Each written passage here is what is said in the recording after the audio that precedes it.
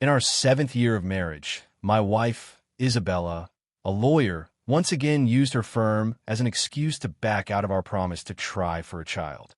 Moments later, her young assistant posted a photo of Isabella's prenatal report in the workgroup chat. He wrote, "Isabella, now that we have a baby on the way, shouldn't we be planning a wedding?" Isabella's colleagues immediately blew up the chat, everyone expecting me to storm into the law firm and cause a scene. Instead, I just calmly typed back a single sentence. "You should. I wish you both the best." A second later, the report was deleted and my wife called, her voice dripping with disgust. "Ethan didn't know you were in the group chat. Did you have to humiliate him like that? How is he supposed to face his colleagues now? Besides," she continued, "we just got drunk and made a mistake. It's not like I intentionally cheated on you. So, do you have to be so dramatic? Post an apology in the group chat right now, and I'll get Ethan to forgive you. Otherwise, don't blame me for getting serious and filing for divorce." This was the 99th time she had utterly broken my heart. I didn't answer. I just hung up the phone and left the divorce papers I had prepared on the table. She didn't know that I had already quit my job, and as for me, I would never again hold on to any illusions about her. On our 7th wedding anniversary, I sat alone at the dining table, watching the candlelight cast flickering shadows across my wine glass. The steak and pasta I had carefully prepared were on the table, now completely cold. Isabella sent her 7th iMessage. "A major client just came up. I really can't get away. Can we celebrate tomorrow instead?" I slowly typed a reply. "It's okay, work is important." Before hitting send, I deleted the words "is important." Suddenly, a notification from a group chat popped up at the top of my screen. It was the group chat for Isabella's law firm. I was in it as a spouse, but it was usually silent. Now it showed over a dozen unread messages. I tapped it open and my blood ran cold. It was a clear photo of a prenatal report with the patient's name written, Isabella Morgan. The person who posted it was her intern, a kid named Ethan Cole, who had added a caption. "Isabella, now that we have a baby on the way, shouldn't we be planning a wedding?" He followed it with a playful emoji. The chat instantly erupted. Messages scrolled by in a blur, some people posting question marks, others exclamation points, while a few of Isabella's closer colleagues tried to smooth things over, asking, "Did you post this to the wrong group?" My finger hovered over the screen as scenes from the last 7 years flashed before my eyes like a slideshow. There was Isabella accepting my proposal at her graduation. There was the guilty look on her face the first time she stood me up for work. Eventually, her excuses became a casual habit. Then, within the last year, I started noticing the scent of an unfamiliar man's cologne on her. I took a deep breath and calmly typed my reply. "You should. I wish you both the best." My message landed like a bomb, and the group chat went dead silent. 3 seconds later, the prenatal report was hastily deleted, but it was far too late. My phone rang immediately. It was Isabella. I answered, and her furious voice pierced my ear. "Davis, what was that? Ethan just posted in the wrong chat by accident. He didn't know you were in it. Did you have to humiliate him like that?"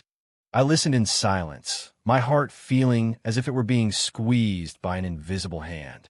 Besides, Isabella's tone softened slightly, which only made her words cut deeper. "We just got drunk and made a mistake. It's not like I intentionally cheated on you. So, do you have to be so dramatic?" Dramatic. I let out a silent, bitter laugh. "Post an apology in the group chat right now, and I'll get Ethan to forgive you." Isabella's voice regained the imperious tone she used in the courtroom. "Otherwise, don't blame me for getting serious and filing for divorce." This was the 99th time she had utterly broken my heart. "Isabella," I said softly, my voice so calm it surprised even myself, "I've already signed the divorce papers. They're in the study." With that, I hung up the phone, pulled the documents I'd had ready for a month from a drawer, and placed them gently on the coffee table. I walked into the bedroom and began packing my things. My phone rang 3 more times, and I ignored every call. On the 4th, I simply turned it off. Outside, the city lights burned as brightly as ever. I stood before the floor-to-ceiling window, staring at my reflection in the glass. I saw the exhausted face of a 30-year-old man, the last flicker of hope in his eyes extinguishing like a candle flame, vanishing into an endless dark. I sat down at the computer in the study, the blue glow of the monitor illuminating my face. It was 3 o'clock in the morning, and the entire city was asleep, but my mind was painfully awake. My fingers tapped on the keyboard, pulling up the credit card statement from the past year. Isabella was always busy with work, so I was the one who handled these household matters. For 7 years, I had never scrutinized the charges, I just paid the bills. Now, the line items arranged themselves before my eyes like a row of sharp knives, slicing the facade of our marriage to shreds. A charge from the Ritz-Carlton for $300 in May 2023. That was the day Isabella said she was going to another part of Chicago for a business trip. A charge from Hermes for a belt, $3,500, in July 2023. That was our anniversary, and she gave me a tie. A charge from the Waldorf Astoria on the Magnificent Mile for $500 on September 23, 2023. That was my birthday, when she worked late until 3 o'clock in the morning. I opened my phone's photo gallery and found the pictures from her firm's party last year. Standing next to Isabella was Ethan, and cinched around his waist was that very belt. The photo was dated July 10, 2023. A knot of pain tightened in my stomach. I closed my eyes and took a deep breath. When I opened them, my eyes landed on the picture frame in the corner of my desk. It was a photo from the summer of 2016, taken at Isabella's graduation ceremony. She was in her cap and gown, standing on her toes to kiss my cheek, while I looked on completely stunned, my ears burning red.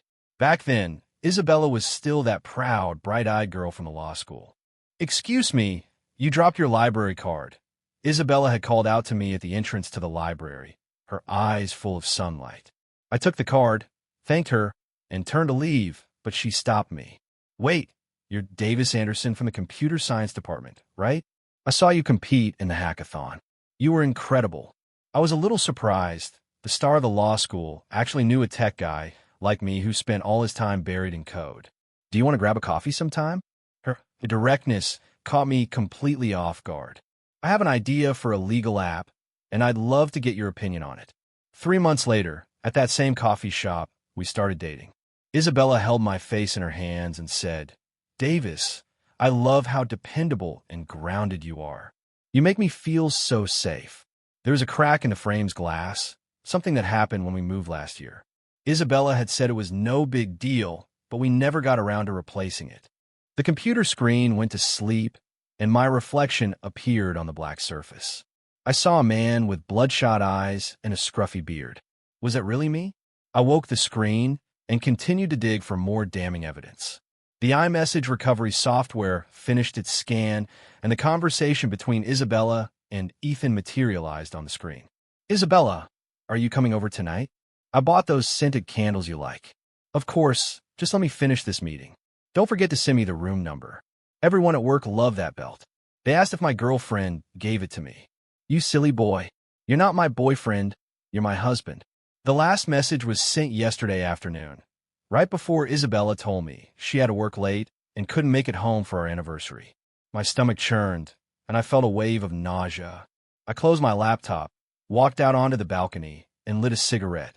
It was a habit I had quit 3 years ago, but tonight I needed one. My phone vibrated. It was Mike Johnson, my old college roommate, who is now the CEO of a tech startup. "Davis, you're up late," he said, his voice full of an energy that stood in stark contrast to my own exhaustion. "Yeah, dealing with something," I replied, trying to keep my voice steady. "Perfect timing. Listen, we just closed our series of funding, and we're desperate for an architect with your skills. I can offer you 50% more than what you're making now, plus equity. What do you say?" I stared out at the distant city lights and suddenly realized this was an opportunity. Ever since marrying Isabella, I had been running myself ragged between my job and our home, all to support her career ambitions. I had even quit all my bad habits so we could try to conceive. But in the end, in the iMessages between Isabella and Ethan, I was just some useless loser. "I need a few days to take care of some personal things," I said. "No problem, but try to be quick. This position is highly sought after." Mike paused for a moment. By the way, is Isabella okay with you switching jobs? I remember she wasn't keen on you leaving your old one. I don't need her permission, I said, my voice turning cold. After hanging up, I went back to the study, compiled all the evidence, encrypted it, and saved it to the cloud. Then I printed out a copy of the divorce agreement. As the paper slowly emerged from the printer, I heard the sound of the front door lock turning. It was 4 o'clock in the morning. Isabella was finally home. She pushed open the study door, reeking of alcohol and an unfamiliar perfume. Seeing me at the computer, she frowned. Why are you still awake? My eyes fell to her neck, where a fresh love bite was partially hidden by her collar. Perhaps she noticed where I was looking because she tugged uncomfortably at her collar. Happy anniversary, I said calmly, sliding the divorce papers across the desk toward her. Isabella's expression shifted from exhaustion to shock, and then to fury. She snatched the papers, flipped through a couple of pages, and scoffed. Davis, are you insane? You want a divorce just because I was too busy with work to celebrate our anniversary. It's not about that, I said, opening my phone and showing her the picture of Ethan wearing the belt. The color drained from Isabella's face for a second, but she quickly composed herself. You've been spying on me? Her tone was more accusatory than apologetic. Isabella, I said, rubbing my temples wearily, I've known about you and Ethan for a while. I just didn't realize you were having a baby. It was an accident. Isabella raised her voice. We were both drunk, and it only happened that one time. Perhaps feeling that wasn't convincing enough, she pressed on with self-righteous indignation. Haven't you always wanted a child? You can't seem to have one, so now you've got one ready-made. You should just accept me and the baby. I laughed coldly. I guess it's true that you laugh when you're utterly speechless. I turned the monitor toward her, where the hotel receipts and chat logs were displayed. 1 year and 4 months, at least 27 hotel stays. Does that count as only one time? And what's wrong with me? If you didn't come home exhausted every single night, do you think we wouldn't have a child by now? Isabella, who is really the problem here? Isabella's lips trembled, and for a fleeting moment, I saw a flicker of panic in her eyes I'd never seen before. But just as quickly, the invincible trial attorney was back. Fine, you want a divorce, she said, tilting her chin up. Don't forget the apartment and the car are in my name. Most of your salary went to paying down the mortgage. If you leave, are you prepared to walk away with nothing? This was her go-to move, using her financial power to crush me whenever she was losing an argument. For the past 7 years, it had worked every single time. But tonight was different. I don't want any of it, I said, closing my laptop and standing up. I just want to be free. Isabella was stunned, clearly not expecting that answer. She opened her mouth to speak, but no words came out. I walked past her into the bedroom and started packing a suitcase.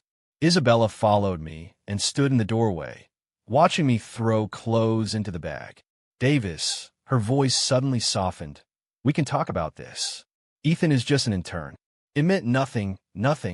I paused and pulled an ultrasound photo from the back of a drawer.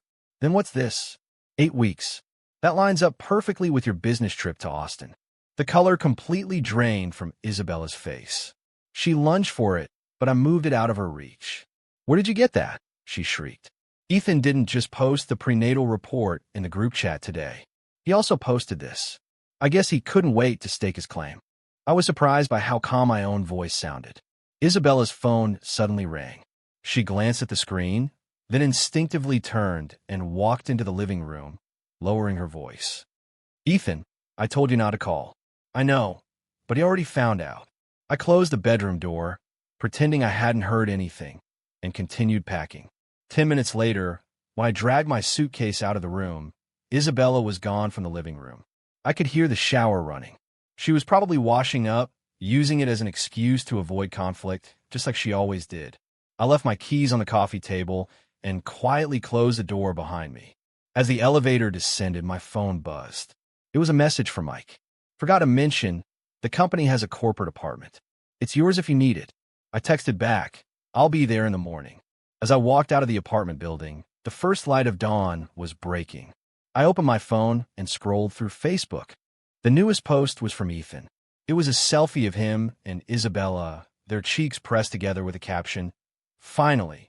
The location tag was the Ritz-Carlton. I locked my screen and hailed a cab.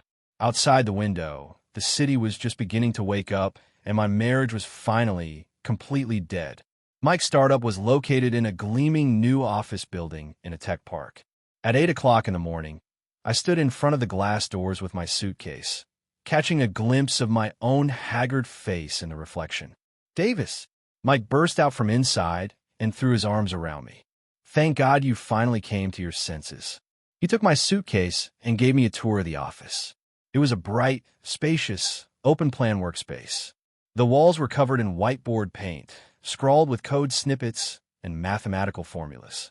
And a dozen young, focused faces were glued to their monitors. "This is our core team," Mike said proudly. "Average age is 26, all top graduates from the best schools. But what we're missing is a seasoned expert like you. Get settled in. We have a project meeting at 2, which will be a good chance for you to get up to speed on our product." Mike clapped me on the shoulder, then hesitated. "Everything okay with Isabella?" "We're getting a divorce," I said calmly. Mike's eyes went wide. "Holy crap, when did that happen? I thought you two were." "Yesterday, I cut him off. I'll tell you the details later. Right now, I just want to focus on work." Mike wisely dropped the subject and just nodded. "Anything you need, you let me know." After he left, I sat down in my new chair and turned on my phone. 17 missed calls, all from Isabella. There were also a few texts. "Davis, answer your phone. Are you being a child? What is running away going to solve? I can explain about Ethan, but you have to come home first. A letter from my lawyer will be at your office tomorrow. Don't force me to take legal action." The last message had been sent 10 minutes ago. I just smiled and turned my phone off. The meetings at the new company lasted until 8 that night. When I finally got back to the corporate apartment, I saw I had a few more texts. This time, they weren't from Isabella, but from an unknown number. "This is Davis, right? It's Ethan. Isabella is really upset. Giving her the silent treatment like this is a really classless move. A real man would be more forgiving. She just made a mistake anyone could make. By the way, I heard you quit your job. You're not trying to dodge child support, are you? Isabella said you'll be paying every penny you owe once the baby is born." "What, you scared? Can't even text back?" I stared at the screen and found myself laughing. This was the person Isabella had chosen, a punk kid who could do nothing but send taunting text messages. I took a screenshot, saved all the messages, and then replied, "Please inform Isabella that I have signed the divorce papers and am ready to finalize things at the courthouse whenever she is. As for any other matters, please have her contact my lawyer." After sending the text, I immediately blocked the number. I was about to get in the shower when my phone rang again. This time, it was Jessica Riley, one of Isabella's colleagues. "Davis, are you okay?" Jessica's voice was filled with concern. "Isabella was on a rampage today. She chewed out the entire office. And that Ethan kid has been bragging to everyone that he's about to be married to a firm partner." I tightened my grip on the phone. "Jessica, thanks for checking in. Isabella and I are finished." I knew it. "I always had a bad feeling about that kid," Jessica said, lowering her voice. "Last month, I personally saw him snooping through Isabella's client files. I warned her, but she brushed it off. You should be careful. That kid is ambitious." After we hung up, I opened my laptop and logged into a coding profile I hadn't touched in years. During my 7-year marriage, I had become little more than Isabella's accessory. Even my passion for technology had been reduced to just a job, not a calling. The list of my personal projects stopped abruptly in 2016, the year we were married. An email notification popped up in the corner of my screen. It was the official confirmation of my resignation from my old company's HR. Isabella was copied on the email. I had completely forgotten that she had set up my account to automatically forward all my emails to her work address. At almost the exact same moment, my phone rang again. It was Isabella. "Davis," her voice was shrill with rage. "When did you quit your job? Why didn't you tell me?" "Last week," I said calmly. "Just like how you told me you were working late last week when you were actually getting a prenatal exam." The other end of the line went silent for a few seconds. "How did you know it was last week?" Her aggressive tone suddenly faltered. "It doesn't matter. What matters is that we're over, Isabella. You have the right to choose the life you want, and I have the right to leave a marriage built on lies. What are you talking about? Isabella's voice rose again. I admit I was wrong about Ethan, but what do you expect when you spend all your time puttering around the kitchen with zero ambition? Look at Mike Johnson. He studied computer science just like you, and now he's a CEO. I closed my eyes, letting her accusations cut into me like knives. None of this was new. For the past 3 years, every argument we had eventually came back to the same theme. I wasn't successful enough, not brilliant enough, and not worthy of the great Isabella Morgan, Esquire. Are you done? I asked quietly when she finally paused for breath. If there's nothing else, I need to get some sleep. I have work in the morning. Work? She scoffed. At Mike's little shoestring startup? Davis, you're such a disappointment. You threw away a high-paying corporate job to take a gamble on a company like that. What are you even thinking? My dignity. I answered, and then I hung up the phone. The next morning, I was jolted awake by a knock on the door. Mike was standing outside with a strange look on his face. Davis, there's a package for you. It's cash on delivery. It was a cardboard box containing all of the personal items I had left at Isabella's apartment. Inside were a few old clothes, my programming award from college, and our wedding album. On top of everything was a sticky note with Isabella's sharp handwriting. As you wish. I picked up the photo album and flipped to the last few pages. They were all blank. The pages that should have been filled with photos from our life together were completely empty. Do you need a hand with that? Mike asked, his voice full of concern. No, I'm good, I said, placing the album back in the box. This just saves me a trip. Over lunch, Mike told me that Isabella had just called him. I paused, my fork halfway to my mouth. What did she want? She was asking about you, asking if the company was stable, whether you had a non-compete agreement, that sort of thing. She sounded like a parole officer worried her ex-husband was going to starve. I shook my head. Just ignore her. Isabella hates nothing more than losing control. I'm getting that, Mike said around a mouthful of chicken. But seriously, Davis, are you really going through with this? It's been 7 years. Just as I was about to answer, my phone buzzed. It was a message from Jessica. Ethan just posted screenshots in the firm's group chat of you having a flirty conversation with some woman. Isabella completely lost it. What's going on? I frowned and opened the screenshots Jessica had sent.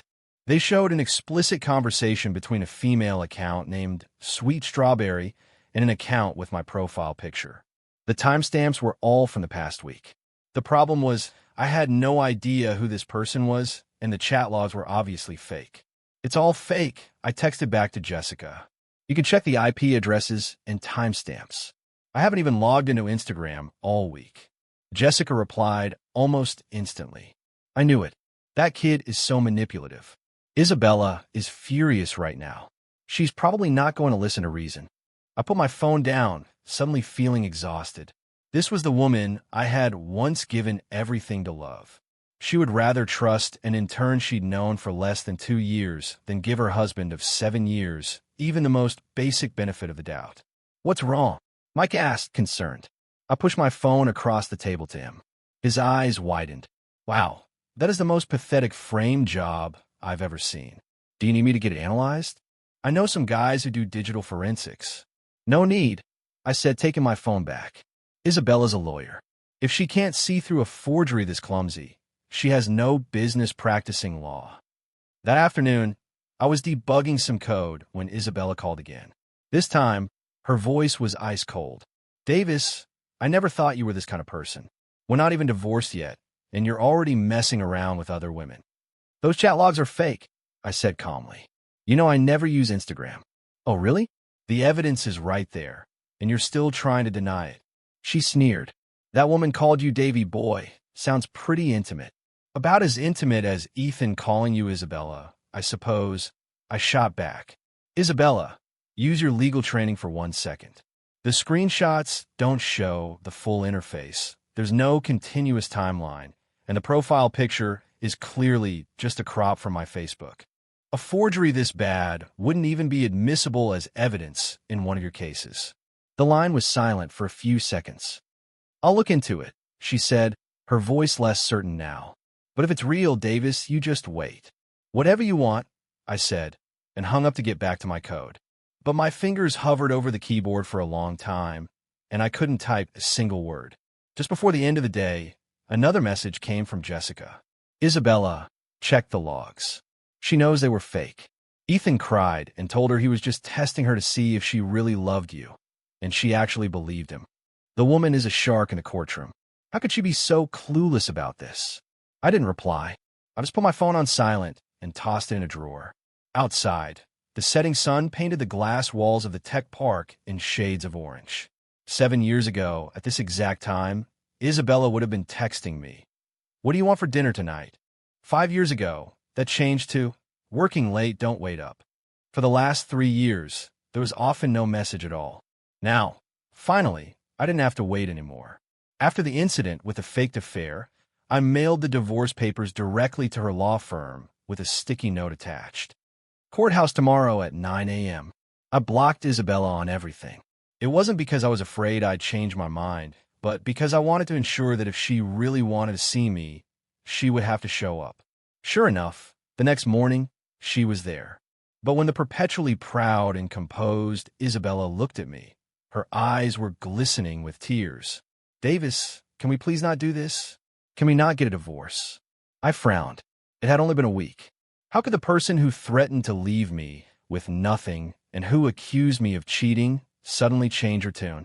Before I could even ask, Isabella explained, "A lot of my clients have been poached, and several of the firm's encrypted case files have been leaked." I checked the security footage. It was... Isabella's lips tightened, as if the words were difficult to say. I scoffed. "It was Ethan, wasn't it?" Isabella paused, then nodded. Jessica had warned me about this, telling me to caution Isabella about him. It went all the way back to when Ethan first joined the firm. I'm old enough to have learned how to read people, and a guy like Ethan, with that hungry look in his eyes, wore his ambition on his sleeve. I had even tried to bring it up with Isabella back then, but she had just been sarcastic. "Are you really that jealous? Are you just getting old and envious of the younger generation? Can you stop being so paranoid?" After a sneer, I swallowed the mountain of arguments I had prepared to make. So now, hearing that Ethan had poached clients and leaked firm secrets didn't surprise me at all. In other words, wasn't Isabella also responsible? For a star attorney, the face of her firm, to have an affair and get pregnant was a complete joke. But then I noticed her flat stomach, and I could guess what had happened. The baby. Isabella had gotten rid of it. I smiled, completely unfazed. "So what?" Isabella looked at me, her eyes red. "Davis, it was my fault. I misjudged him, and I'm so sorry. The firm fired me. I've been blacklisted by the legal community, and now Ethan is gone. If you divorce me, I'll have absolutely nothing left." I looked at the once invincible woman before me, and the panic and helplessness in her eyes were completely foreign to me. My voice was perfectly calm. "Isabella, what happened with Ethan has nothing to do with me. As for the divorce, there's no going back." I saw her knuckles turn white as she gripped the strap of her purse. "Davis, can you really be this cruel? Are you trying to throw away 7 years together?" "You're the one who threw it away," I said, glancing impatiently at my watch. "The courthouse is open. Let's go." The divorce proceedings went surprisingly smoothly. Isabella was silent the entire time, though her hand trembled violently when it was time to sign the final papers. When we walked out of the courthouse, the sunlight was so bright I had to squint. Suddenly, Isabella grabbed my wrist. "Can you give me one more chance for old time's sake?" I gently pulled my hand away. "Isabella, do you know how I knew those chat logs from Ethan were faked so quickly?" Isabella shook her head, looking lost. "Because for the last 7 years, I replied to every single one of your messages instantly. I knew your entire schedule by heart. And you don't even know which social media apps I use." The color drained from Isabella's face. Don't bother explaining." I cut her off. "I wish you all the best." As I turned to walk away, I heard her choke out the words behind me. "Davis, don't I deserve a second chance? I got rid of the baby. I want to have a baby with you. Can't we do that? I was so wrong." Her voice grew quieter, choked with sobs, but I didn't look back. 3 months later, Mike's company had its IPO. As a co-founder and head of technology, my net worth skyrocketed. During the celebration party, I got a text from Jessica. Isabella's practicing again. She started over at a small firm. That Ethan kid took the client files and fled the country. I heard he scammed her out of a lot of money too. I'm not sure when it happened, but Jessica had become my primary source of news about Isabella and Ethan, always keeping me in the loop. But now I just wasn't interested anymore. I replied, "Thanks for the update," and went back to my conversation with an investor. As the party was winding down, I saw Isabella standing by the hotel entrance. She was much thinner, dressed in a simple white blouse and black slacks. She no longer looked like the glamorous attorney, but more like the girl I knew back in college. "Congratulations," she said, holding out a small gift box. "I heard you were celebrating tonight. I didn't take it. Can I help you with something?" My tone was polite but distant, as if we were strangers, not people who had once been married. Isabella's hand hung in the air for a moment before she slowly pulled it back. "I just wanted to see you," she said with a forced smile. "You look well." "I am," I replied. An awkward silence stretched between us. Finally, Isabella took a deep breath. "I was wrong, Davis. I was so wrong." Her voice was barely a whisper. "I shouldn't have used my career as an excuse to ignore you, and I never should have betrayed you." I remained silent. "I know it's too late," she said, looking up, her eyes shimmering with unshed tears.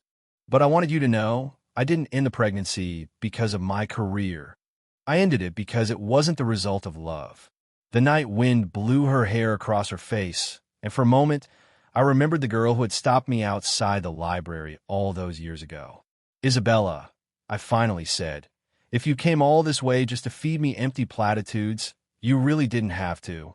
We both need to move on." Isabella froze for a second, then gave a bitter smile.